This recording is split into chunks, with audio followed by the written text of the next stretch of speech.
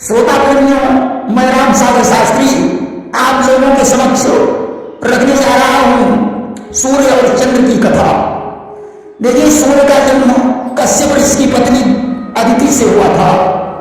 बड़े होने पर सूर्य का विवाह विश्वकर्मा की पुत्री सवर्णा से हुआ, जिसे संज्ञा नाम से भी जाना जाता है। सवर्णा से श्राद्धदेव मनु, धर्मराज और कालिंदी का जन्म हुआ। सवर्णा सूर्य के तेज को सहन नहीं कर पाती थी, अतः उसने अपने मंत्र बल से अपनी जैसी स्त्री छाया को प्रकट किया और उससे कहा कि मैं अपने पिता के घर जा रही हूं, तुम हमारे स्थान पर सूर्य की पत्नी बनकर रहो, परंतु इतना ध्यान रखना कि यह रहस्य कभी प्रकट नहीं करना। छाया ने कहा, मैं आपको वचन देती हूं कि यह रहस्य कभी नहीं बताऊंगी, परंतु जिस दिन सूर्य हमारे केशों को पकड़कर मारने लगेंगे तो उस दिन मुझे सारा रहस्य बताना पड़ेगा। सवर्णा ने स्वीकार कर लिया और अपने पिता विश्वकर्मा के घर चली गई कि छाया सौंपी कंठ घर दीना अवापयान पिता गृह दीना। विश्वकर्मा सवर्णा को देखकर क्रोधित हुए। उन्होंने कहा, पुत्री, तुम बिना बताए इस तरह ससुराल से क्यों चली आई? पत्नी का ऐसा कर्तव्य नहीं होता है जो बिना बताए मायके चली जाए, इसलिए वापस लौट जा, मैं तुझे अपने घर में नहीं रहने दूंगा। सवर्णा ने कहा, तो मैं ससुराल भी नहीं जाऊंगी। आज तो आप कुरुक्षेत्र में चली गई और वहां घोड़ी बनकर रहने लगी। इधर भगवान सूर्य छाया के साथ विहार करने लगे। आज तो छाया से शनि और सावन मन दो पुत्र उत्पन्न हुए।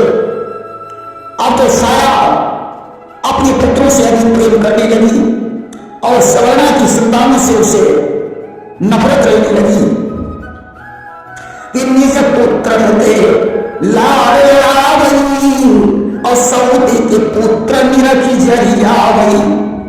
एक दिन की बात है, धर्मराज ने छाया से कहा कि माता, तुम्हारी नजर में सभी संतानें समान होनी चाहिए, परंतु तुम हम लोगों से अच्छा व्यवहार नहीं कर रही हो।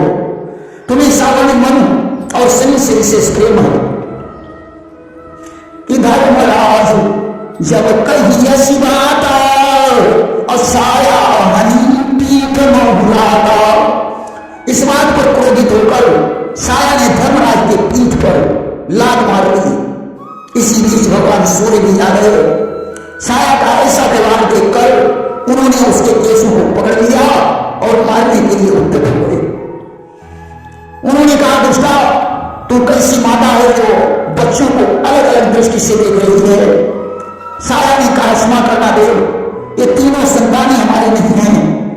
मुझे सवर्णा ने मंत्र बल से बनाया था, मैं छाया हूं। सवर्णा अपनी मायके को गई हुई है कि छाया दीन हो वेद बताई और सुन के सूर्य गए चकराई। अब तो भगवान सूर्य तत्काल सवर्णा की खोज में निकल पड़े। सवर्णा मायके में नहीं थी। विश्वकर्मा ने उन्हें बताया कि वह कुरुक्षेत्र में घोड़ी बनकर रह रही है। सूर्यदेव कुरुक्षेत्र में पहुंचे और घोड़ा बनकर उसके निकट चलने लगे कि स्वरूप धरे पहुंचे तीरा अभोग हे तुम ही गए अधीरा। उन्होंने सवर्णा से संसर्ग किया। उसने अपना मुंह मोड़ लिया, जिससे सूर्य का शुक्र उसकी गर्दन और नासिका पर गिरा, जिससे अश्विनी और कुमार नाम के दो पुत्र उत्पन्न हुए। इसके बाद दोनों असली रूप में घर लौट आए। चंद्रमा का जन्म अत्रि के यहाँ हुआ था।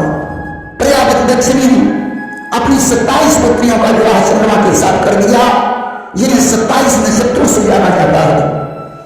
चंद्रमा रोहिणी को अधिक चाहते थे, अतः अन्य कन्याओं ने जाकर अपने पिता दक्ष से शिकायत की तो दक्ष ने क्रोधित होकर चंद्रमा को क्षयरोग होने का साथ दे दिया। अब तो क्षयरोग होने के कारण उनकी कांति मजबूत हो गई। चंद्रमा समुद्र में जाकर रहने लगा इधर दक्ष की कन्याएं अपने पति के वियोग में दुखी रहने लगी। दक्ष ने चंद्रमा को इधर उधर ढूंढा, परंतु कोई पता नहीं चला। जिस समय क्षीर सागर का मंथन हुआ तो 14 रत्नों के रूप में चंद्रमा भी निकला। वह शिव की शरण में चला गया। शिव ने उसे रोग मुक्त करके अपने मस्तक पर धारण कर लिया। शिव उठाई जट शशि को लीना और निज मस्तक पर धारण कीना। इधर जिस समय दक्ष को पता चला कि चंद्रमा को शिव ने अपने मस्तक पर धारण कर रखा है, तो वे शिव के पास पहुंचे और उन्होंने उनकी वंदना करते हुए कहा, तो चंद्रमा हमारा दामाद है, इसके वियोग में हमारी पुत्रियां दुखी हो रही हैं, अतः इसे मेरे हवाले कर दो। शंकर जी ने कहा, नहीं, चंद्रमा हमारे शरण में आया है और शरणागत को ठुकराना महापाप है।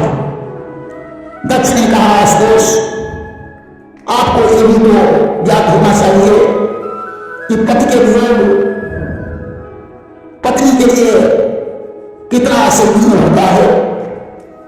आप तो सिर्फ विचार करने लगे कि इस समय हमारा वास्तविक धर्म क्या है। आज उन्होंने भगवान विष्णु का ध्यान किया। विष्णु जी ब्राह्मण बनकर प्रकट हो गए। उन्होंने शिव से कहा, चंद्रमा को समर्पित कर दो। कि विष्णु कहो शशिदेव बहाई और उचित सलाह दिखलाई।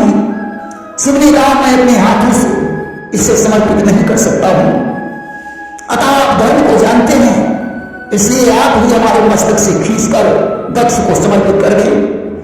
भगवान विष्णु ने विचार किया कि कोटि विप्र बदला बन जाऊं, अवारे शरण तजम नहीं दाऊं। जिसे करोड़ों विप्र बद का पाप लगा होता है, उसे भी मैं त्याग नहीं सकता, तो फिर चंद्रमा का तो कोई बहुत बड़ा दुश्मन नहीं है। अतः उन्होंने उस चंद्रमा से खींचकर दूसरा चंद्रमा निकाला और दक्ष को समर्पित कर दिया। इसलिए आधा चंद्रमा शिव के मस्तक पर बना रहा और आधा दक्ष के पास चला गया कि अर्ध चंद्र शिव धारण कीना और अर्ध दक्ष कबू हरि नहीं दीना।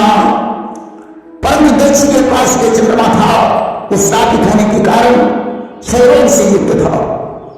उस चंद्रमा ने दक्ष से अपने अपराध की क्षमा मांगी, तो दक्ष ने उसके श्राप को कम कर दिया कि कृष्ण पक्ष में तुम्हारी कलाएं घटेगी और घटते घटते अमावस्या को शून्य हो जाएगी, जिसके कारण तुम अमावस्या को दिखाई नहीं पड़ोगे और शुक्ल पक्ष में तुम्हारी कलाएं बढ़ेगी और बढ़ते बढ़ते पूर्णिमा को तुम 16 कलाओं से युक्त हो जाओगे। इसीलिए चंद्रमा घटने बढ़ने लगा। क्षयरोग होने के कारण चंद्रमा की कोई संतान नहीं हुई। एक बार चंद्रमा ने राजसूय यज्ञ किया और यज्ञ के पश्चात उसने बृहस्पति की पत्नी तारा का हरण कर लिया। किया बसर जबन चंद्रमा चीना और जाई हरण तारा कहूं कीना। तारा चंद्रमा के संसर्ग से गर्भवती हो गई। इधर बृहस्पति ने चंद्रमा से पत्नी को वापस करने के लिए कहा, परंतु चंद्रमा ने इनकार कर दिया। बृहस्पति जी ब्रह्मा के पास गए, परंतु ब्रह्मा जी के कहने पर भी उसने तारा को वापस नहीं किया। तब तो क्रोधित होकर बृहस्पति ने देवताओं की सेना इकट्ठी की और चंद्रमा पर धावा बोल दिया। चंद्रमा ने भी अपनी राक्षसी सेना इकट्ठी की। अब तो दोनों सेनाओं के बीच संग्राम छिड़ गया। नाना भांति चले हथियार और भरो युद्ध को पर नहीं पारा। युद्ध देखकर ब्रह्मा जी भयभीत हो गए।